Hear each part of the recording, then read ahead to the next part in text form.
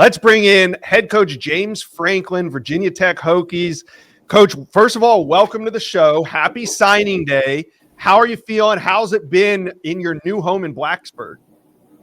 I'm exhausted. I could use some sleep right now, to be honest with you. It's been a crazy 2 weeks. What typically takes 2 years to build a recruiting class, we've done it in 2 weeks. I'm really blessed and fortunate. I had 8 people come with me. They didn't know what they were going to get paid. They didn't know what their job titles were. I said, look, I need you to come with me and help me. We all jumped in a car and took off. We had 17 prospects in last week on an official visit. I'm the only coach. They're saying, who's the defense coordinator? Who's the offense coordinator? Who's the receivers coach? Who's the O-line coach? And I just kept saying, trust me, trust me, trust me. And we were able to put a class together that we're very proud of in a short period of time. Yeah, we were just talking. I was sitting here with Steve, and I said, have you ever seen a class move 100 spots in a month? And Coach, you guys are like 11 spots away from moving up 100 spots. But I want to ask you about that recruiting weekend. Your first weekend in Blacksburg, it was a home game. You had recruits there. You weren't coaching. You were on the sideline. You were in the stands. You were in the booth. Have you ever had an experience like that before? No, I didn't know what to do. 2 weeks earlier, I was at the Old Dominion Troy game because both of those head coaches coached for me. I'm in the parking lot with Coach Ronnie's wife tailgating, eating a hot dog. I've never done that before in my life. Not I've eaten a hot dog before, but I'll talk about tailgating.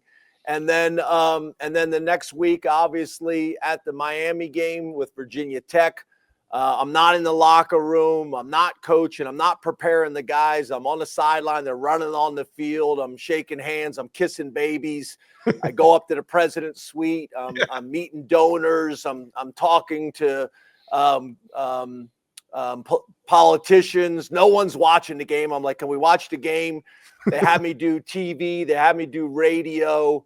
I must admit, I didn't enjoy it a whole lot, but it's a different perspective, and I'm glad to be back in it. Coach, so many of these young men that are locking in their futures with Virginia Tech were guys that had originally locked in their future with you at another place. What is it about your message that you think is so attractive to these young men? And talk about your involvement in their process as you go from offering them to getting them to commit to you. Well, again, most of these guys and their families I've known for at least 2 years, and they're real relationships, right? Significant relationships where they've gotten to know me, I've gotten to know them, and there's trust. At the end of the day, that's what this is all about, right? It's trust. The parents feeling comfortable handing their kids over to you and the staff. And it's the players feeling like they can achieve all of their dreams. So you take, my history, whether it's at Vanderbilt and Penn State, and you're combining that with the enthusiasm and the passion and the history and the brand of Virginia Tech. And we were able to get it done. I heard the guys talking right before I came on, and they were talking about this is still a relationship business, and it is, except when the gap is too wide from a financial standpoint, because I've had some guys that, have tremendous relationships with, and I think would have chose my program back when we were 85 scholarships, but that situation has changed. And you got to be in a situation where you can at least be competitive financially.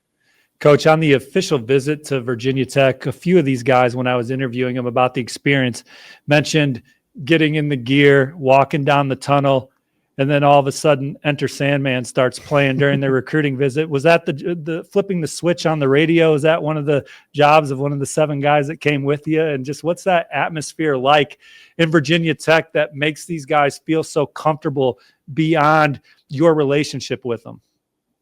Yeah, it's a special deal. I've been here twice as the offensive coordinator at the University of Maryland when a guy named Bud Foster was the defensive coordinator on the other sideline, and it was a long night for the young ball coach calling the plays at the University of Maryland, and the place was rocking and going crazy.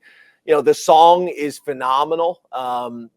This place goes crazy. I will tell you this. since being here and actually listening to the words of it, before I just kind of got up in the excitement and the hype of it, the words are really cool in that song too. So it's a special place, and it's our job to make sure that the most exciting thing isn't just the entrance, Enter Sandman, with the fans and the players going crazy. We want to give our fans and our alumni something to be excited about for all 4 quarters. Coach Franklin, happy signing day. 2-parter for you. One, you mentioned you're exhausted. What's the primary source of caffeine? We go in energy drink, we go in coffee, we go in iced coffee. And then second, you just seem fired up about this opportunity at Virginia Tech. What is it about Blacksburg and that program that made it the right job for you and has you juiced up going on however many hours of sleep you're going on? Well, the first thing is I give them a ton of credit, right? I talked to a bunch of schools, and a lot of the schools I would say didn't really have a detailed plan when it comes to budget for staff, when it comes to budget for coaches, when it comes to NIL. And what I think was helpful, and I think you guys saw it because it kind of made the news probably about a month earlier, Virginia Tech already had a well plan. They had done their research. They had done benchmarking in the ACC. They had done benchmarking nationally. So they already had a plan. So when we had a discussion and there seemed to be interest there, and they asked what I thought was needed, the things I was asking for wasn't far off from what they already had planned on doing. And I think that allowed things to move fast. And then, to be honest with you, they were super aggressive. They were super aggressive right from the beginning, almost too much, to be honest with you. I was still processing a lot, and me and my wife spending a lot of time kind of working through what had just happened. But they were very aggressive. When it comes to caffeine, I only drink coffee and things like that when I'm at work. But I've been hammering it, to be honest with you, fighting a little bit of a cold as well. So I need to get some sleep. But it is coffee and water. I ate for the first time last night at 9:00. It was Chipotle. It was unbelievable. But things have been great. Things have been great here. There's so much enthusiasm and excitement right now. And we're going to use that, to obviously propel this program where everybody wants it to be. That's awesome. This office, trust me, it runs on Chipotle. We got the Chipotle boys in the back over there every single day. That is what fuels us. Wanted to ask you, I know today's signing day and the portal's going to open here soon. When you arrived at Virginia Tech, how did you decide how many recruits can we take versus what we need to do in the portal? Did you guys really dig into this roster, and was it just you alone? No, I got a group of guys. Andy Frank is a guy who's been working with me either as a recruiting coordinator or a GM. He's got an engineering degree from Princeton. He's been with me for all 15 years. When I got the Vanderbilt job, he was already there. Kevin Threlkill has been with me for 19 years since he was a student at Kansas State, and I brought him to Maryland. We've been together the whole time. So I got a core group of guys that have been with me a long time, and that's the hard part, right? You're looking at the roster and you're trying to project what attrition would be. Typically, during our time at Penn State, we would study natural attrition that happened in the program to be able to predict how many guys we were going to be able to take in each class. That's harder to do in this situation. So we're just being aggressive, especially with the high school recruits. We don't want to become a program that if in year one, you just totally go transfer portal. And I get it. Everybody's looking at the Indiana model. But there's so many more programs that have gone that model and it hasn't worked. Yeah. So I don't think you ever want to make decisions based on the exception. And we don't want to make decisions in year one that are going to force us in year two and moving forward to live in the transfer portal.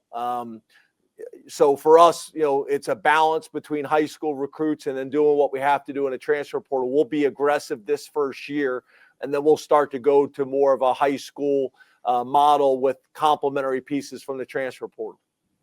Well, the good thing, Coach, is you were in a unique position where you transitioned to Virginia Tech and already had a foothold in the region recruiting some of these top targets, and you're taking a bigger high school class this cycle. When you're talking to recruits and their families, what are your favorite things to emphasize to them consistently about why playing in your Coach Franklin-led program is the right maneuver for them?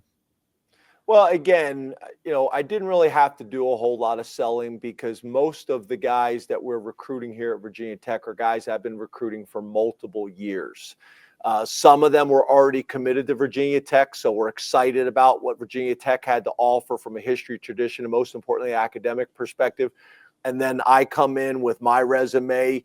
It made sense, and I think people were comfortable with it. And then, the young men that were committed to other places and other schools, they were excited about coming with me. And to be honest, that was part of the reason why I took the job as well. This thing was dragging on, and if I would have waited, I may not have been able to get a bunch of these young men that were committed to our vision, committed to our plan, and wanted to be with us. And Virginia Tech was ready to move. And every day I kept seeing our commitments commit to other places across the country. And I wanted to provide an opportunity for them as well. I don't think that's what people understand. When these decisions are made, it affects hundreds of people, coaches and their families, staff and their families, the current players and their parents, the recruits and their parents. Like we had the number one recruiting class in the country for next year's class. Yeah. So this affects hundreds of people. And by me taking a job early, I could help as many of those people as I possibly could, which is what it's about for me. And I know some of these kids, guys like quarterback Troy Hune, who's already locked in and signed his papers today, they were waiting to see where you landed. Were they trying to stay in touch with you regularly as you went through your process? How much communication did you have with guys that were going to potentially play for you in college before you knew exactly where you would settle in your next post? Yeah, not a whole lot. To be honest with you, when everything first went down, I needed to take a little bit of time, right, and take a deep breath. It was kind of shocking and caught me and my family off guard. So kind of working through that. And then obviously people started reaching out, recruits that obviously had not signed yet and were interested in going where I was going to go. And then, I went on ESPN, and that kind of got some things going as well. And people were excited and wanted to come with us. So all these things factored into it, but ultimately I wanted to make sure that they were in the best position to take care of themselves and their families and their futures. So I didn't know if it would time up, but it ended up working out. Well, Coach, this signing day is working out pretty well for you guys. Like I said, almost moved up 100 spots. Maybe you can do it. Maybe you got a couple flips left in the bag. We'll just have to wait and see. But regardless, we are having a great time covering Virginia Tech. We've never talked so much Virginia Tech as we have in the last month. Steve Wiltfong's never wrote as many stories about Virginia Tech as we had in the last month. And I have some Virginia Tech family that are alumni, and they are absolutely fired up. So we can't wait to watch you. Good luck the rest of the day, and thank you for joining us on the Rivals Recruits channel.